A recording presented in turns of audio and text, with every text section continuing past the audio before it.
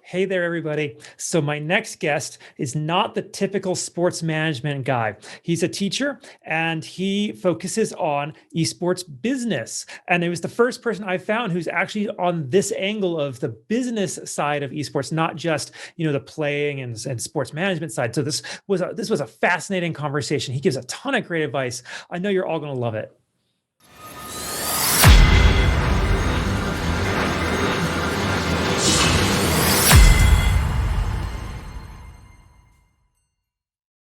Hey there, everybody. Welcome back to the Gamerpreneur podcast. I'm your host, Dr. Bradford Carlton. Today, I have a very special guest with us. I have Neil Malvone. Hey there, Neil. How's it going?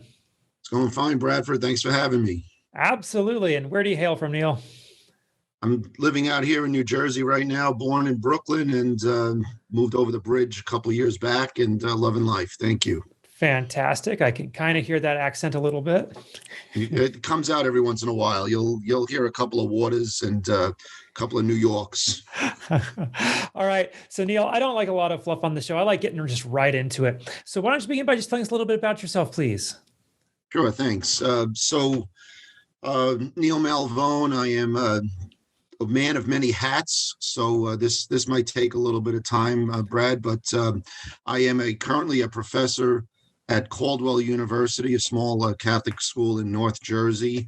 I teach sports management and I teach esports business management.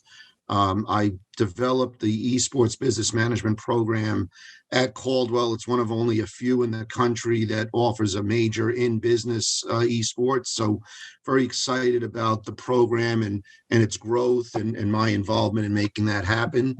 I'm also the executive vice president and chief esports officer at a sport management company called Collegiate Sports Management Group. And I focus primarily on the esports side of things. And we're involved in marketing, media, and events across the collegiate esports landscape. So I do that in my other spare time. And I am a proud father of 3 kids and spend the rest of my time just trying to keep up with them. And that's about it. I mean, I could spend a lot more time about myself, but I'd rather spend more time just talking about esports and the industry itself. Absolutely. And that would be a lot to talk about already. So before we do that, I start every interview with a single question. So I'm going to ask you, just like I ask everybody else, on a scale of 1 to 10, 10 being high, how weird are you, Neil?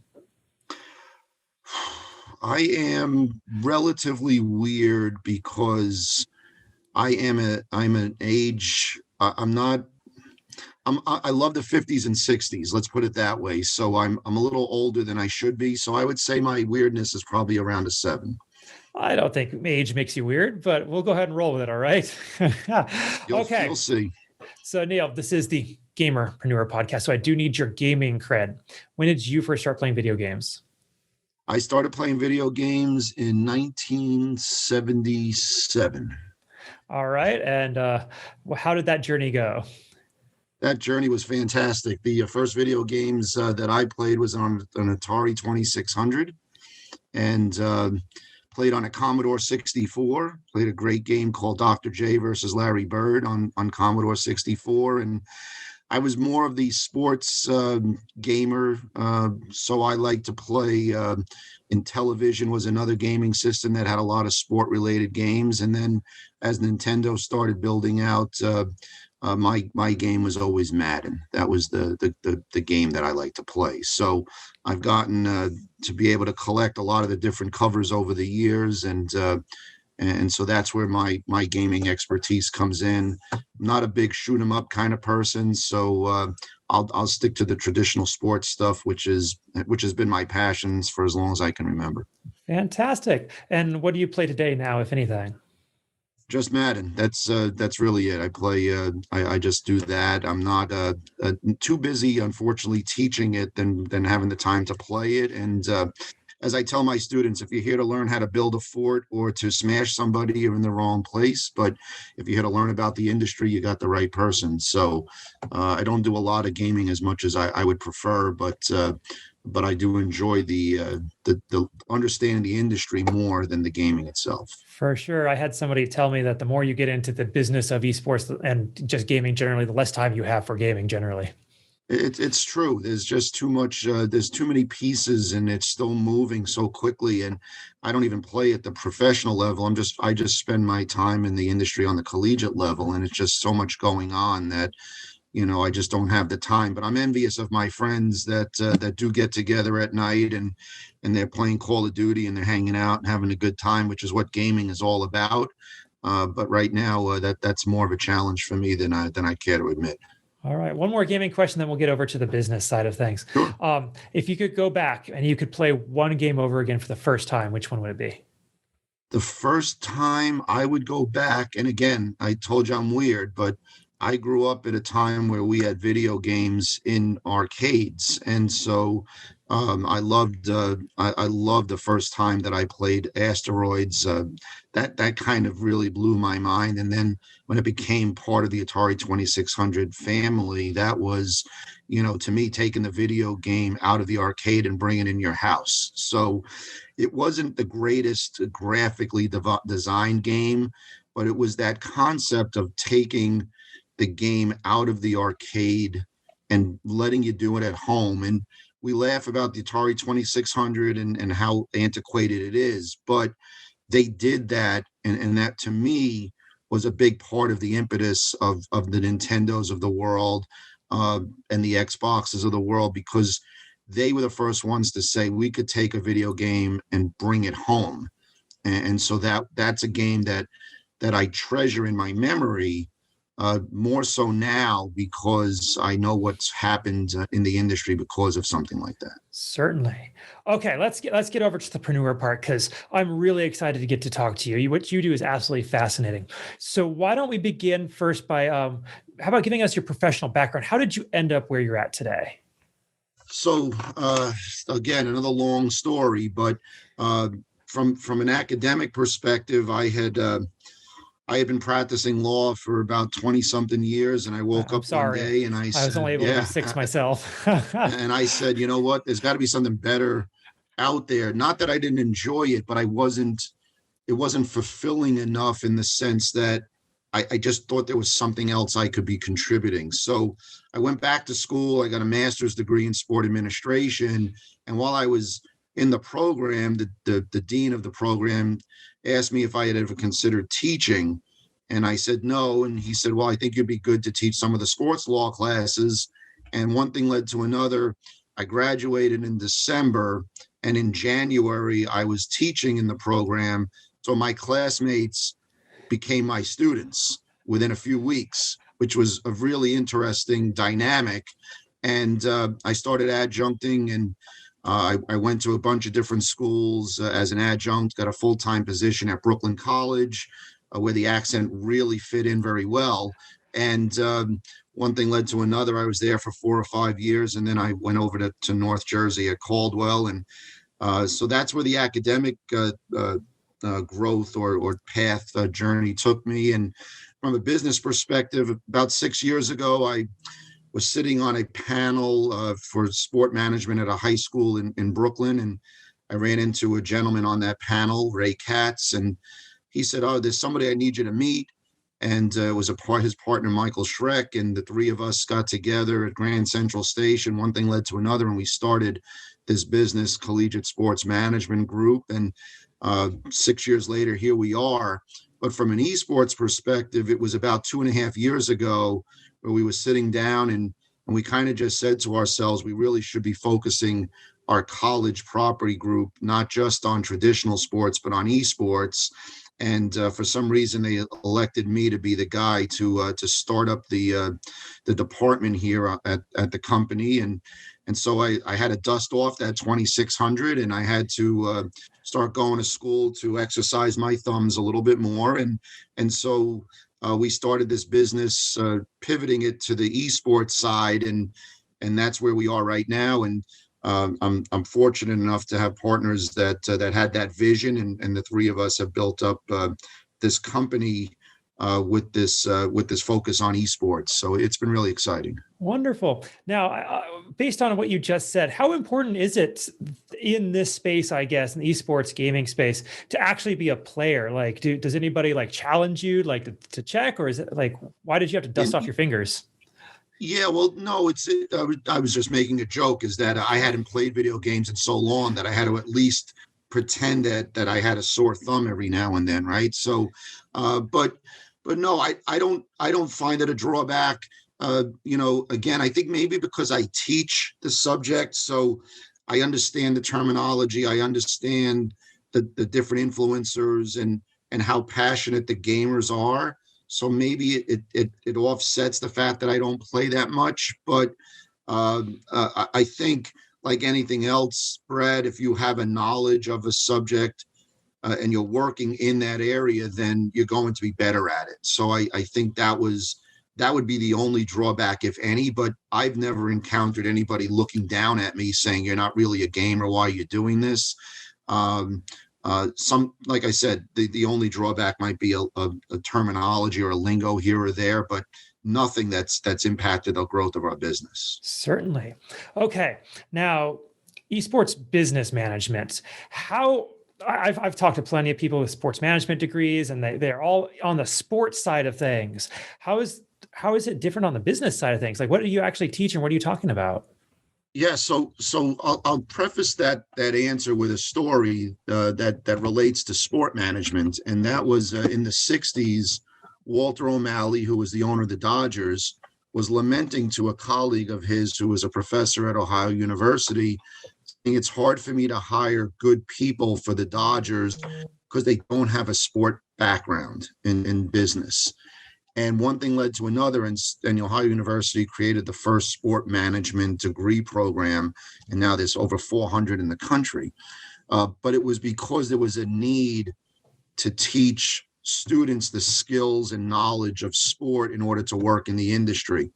And so when I was approached by the president of our university about what's the next big thing, and I said, well, esports, and I explained to her the story of Walter O'Malley, she immediately understood what I was talking about. This is $1 billion industry. And in $1 billion industry, you want people working in the industry that know the industry. And, you don't bring somebody to Wall Street who doesn't have a finance degree, right? You don't put somebody to work for the Yankees or the Dodgers or the Giants or the Tampa Bay Buccaneers, for lack of another team, without some knowledge of football or some knowledge of baseball or whatever. And so I thought to myself, you would need that same type of skill set, and you need to develop those type of people through education. And so we launched the program with that in mind. So again, taking an esport industry on its face, there are facilities that are created now just for esports. And so you need somebody that understands facility management. And there are a lot of live LAN events going on around the country. So you're going to need to teach somebody the ropes on how to run an esports event. And then, there's the marketing aspect, and digital marketing in esports is completely different than marketing in traditional sports. So you need somebody with those specific skill sets. And then we also teach the entrepreneurial side of esports, where the development of new technology, the development of new ideas to enhance the industry are so prevalent. I mean, every day we're learning, here's a new controller, here's a new gaming chair, here's new visuals for your computer screen, and all these things that are happening. So I teach my students the ability to become their own entrepreneurs and create an entrepreneurial plan and understand the financing, and they fill out a loan application with SBA so that they can understand that process. So we teach all of those things specific to esports with a business background, because that's where everything starts. And then my favorite class in esports is the social impact of esports, where we talk about esports almost on the dark side of things to a certain extent, where you have gambling issues, where you have kids that are playing for 20 hours a day, sleep deprivation, nutrition deprivation. You deal with a lot of gender issues where women feel a little bit less comfortable gaming. So we talk about some of those sociological issues also. So with those kind of courses, we've developed a nice major degree at Caldwell. And like I said, we're really proud of it, because we're serving a community where there's so much passion for esports, And a lot of these high school kids don't know where their future is. I mean, they all think they're going to play on a professional esports team. But just like traditional sports, it's 0.1% that's going to get into the NFL, get into Major League Baseball. So the same concept is there in professional esports. So now we take that passion for something they love, and we say to them, there's a career out there where you can harness that passion and still be involved in the industry. And that's kind of the focus we've had. Wonderful. This is absolutely fascinating to me because I'll admit, I've only been in the space about 1.5 years, but my background was in business law. My background was also in the coaching and consulting side on the business side. And then I got here and it was so obvious to me once I got into gaming and into esports that no one really knew what they were doing on the business side of things. It was just obvious. No one knew sales and marketing or how to turn a profit. How can people, other than going to Caldwell and taking your classes, how can people learn this material? What resources can they turn to? Well, again, there's resources out there. There's the Sports Business Journal has their esports publication, the Esports Observer, which has a lot of good resources and information. I think, quite frankly, studying digital marketing would help. Certain companies offer digital marketing certificates and things like that. So there's the opportunity there to learn. But again, if you're an entrepreneur, you could be an entrepreneur in any industry. You just have to understand what it takes to start a business. And so a lot of it is, a friend of mine likes to joke that he was on his way to Wall Street and he got detoured to Madison Square Garden and wound up working in sports for 30 years, right? So I think a lot of that is the case too, where you can start somewhere else, develop certain business skills, develop certain understandings of industry, and then take those talents and skills to esports. Okay. Now on the collegiate sports or sports management group side of things, how are you working with students? Is it just the same model as a traditional sports, or is it any different? It's a little bit different right now because on the traditional sports side, of course, you have the NCAA regulations, rules, governing body mentality. On the esports side, it's a little fractured still. Some esport programs are housed in athletic departments. Others are housed in student life or campus life. So it's a little bit different, but it's a little better in terms of the relationship with the players that you don't necessarily get on the traditional sports side. And so our focus is on the schools and on the conferences and then on some other governing bodies. So our company represents the ECAC, which is the Eastern Collegiate Athletic Conference, and they have over 100 schools participating in esports under their jurisdiction. We also represent the NJCAA, which is the Junior College Association for Esports, and there's almost 100 schools under their jurisdiction. So the two governing bodies of traditional sports have now created governing bodies for esports, even though the NCAA hasn't sanctioned it yet. And so there's a structure involved. And what we found from a lot of the schools and a lot of the gamers, athletes, as I like to call them, they needed structure. They needed something to keep them focused on a league schedule. So we have leagues and weekly schedules and playoffs and championships, which becomes the structure that they're used to in traditional sports. The difference, Brad, is that because these governing bodies have created an esports jurisdiction, there are bylaws that we can create that allow us or allow the student athletes, the athletes, to be able to continue to play in tournaments and win prize money, to make money on Twitch. There are no issues regarding amateurism and revenue generation on the esports side because the NCAA isn't regulating it. And so that to me is why this is working at CSMG, is that it's player mentality first.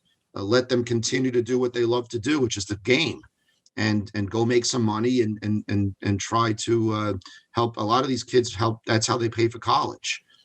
And so So we didn't want to take that away from them. So that's the beauty of our association with the NJCAA, with the ECAC, is that these kids can continue to do what they normally do in a school structure without some, big brother looking over their shoulder saying, well, you can't play in that tournament because that's a prize tournament. All right. So fascinating. Now, Neil, like the purpose of my show is advice for my audience. I'm really hoping that every single person I interview has like some nugget, some person somewhere in my audience might pick up and be able to take forward specifically on the entrepreneurial business side of things. Now, I know you teach Sure. multiple courses on this, and you probably have a depth of knowledge that would take years to uncover if we were like trying to unpack it. If you had to say like one piece of advice to an entrepreneur, what would it be? It's funny that you say that, because I have a quote that I love to give to my students, and it's the way I teach. I teach in an experiential manner where they're actually learning. I don't teach in widgets, right? I don't believe in that. I believe in teaching in the real world. So the quote that I think, this nugget that I think is very valuable, is to learn and not to do is really not to learn. And to know and not to do is really not to know. And that comes from the author Stephen Covey. And I think that's the best advice I can give anybody. And it's the advice I give my students all the time, is you have to go do it. You can't just learn it, right? You know that phrase, book smart? Well, book smart is very helpful, but in the real world, it's about being able to do something. And so I tell them early on, take internships, create real projects in your coursework so that you have something to go back on. We're hosting a virtual event with my sports event management course. And I said to them, put that on your resume, because you're actually going to finish an event, start to finish. A lot of college students don't have the ability to say that. And so that's where I think the biggest advice I can give anybody starting out in any industry is to do it, is not just to learn it, but to actually do it in esports more than any other, because you'll take yourself to a higher level than every other candidate looking for a job if you have actual practical experience on top of the book knowledge. Absolutely. Okay, Neil, I'd like to get more personal if possible. Okay, the show is Okay. about the gamer in business, not necessarily the business of gaming. So I'd like you to hop in a time machine with me. All right. Okay. We're going to go back to the 70s, and you're going to walk up to little Neil playing asteroids at one of those arcade machines, and you're going to get to explain to him everything that's going to happen over the next several decades of his life, the good, the bad, the ugly, all the challenges, all the trials, all the joys and wonderful experiences you've had. You get to teach him everything that you know. But if there was one thing he needed to know in order to make his life bigger, badder, faster, more profitable, whatever your version of success is, what would that one thing be? The one thing I would tell, again, my what is it? My future self. If I was self. in that, my past self to my future self, I guess the one thing I would say is that there are no shortcuts, and that you have to continue to work hard, and even at times where you think it's easy, that's the time to work harder. And I think that's advice that I wish somebody had given to me.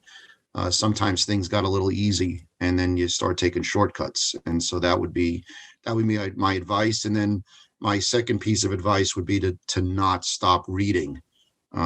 That's something I enjoyed a lot before you get too busy with careers and other obligations. So that's something I think is very important, is I try to read a book a week. It's not that easy to do anymore. So those are the two things I would tell my younger self. Beautiful. Okay, bouncing off that first point you made, Neil, I actually believe that we learn the most in our life from our failures, not necessarily our successes. Because when you succeed the first time you try something, you may not realize what really happened, right? But when you fail, you got to take a look at it. You got to figure out what went wrong to be able to move past it and go forward to succeed the next time. So I'd like to ask you, what do you consider your biggest failure in life, and what did you learn from it? Well, Brad, it's not to bring the show down, but I have failed in personal relationships that I wish I could have been better at, and I think I took myself uh, I put myself in a place where I thought I was better than people, and that's never a good look. And I think if I could go back and be less full of myself, that's one of my biggest failures, I think.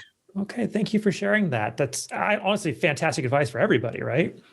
Okay. Now, on the flip side, what is something you're working to improve on in yourself today?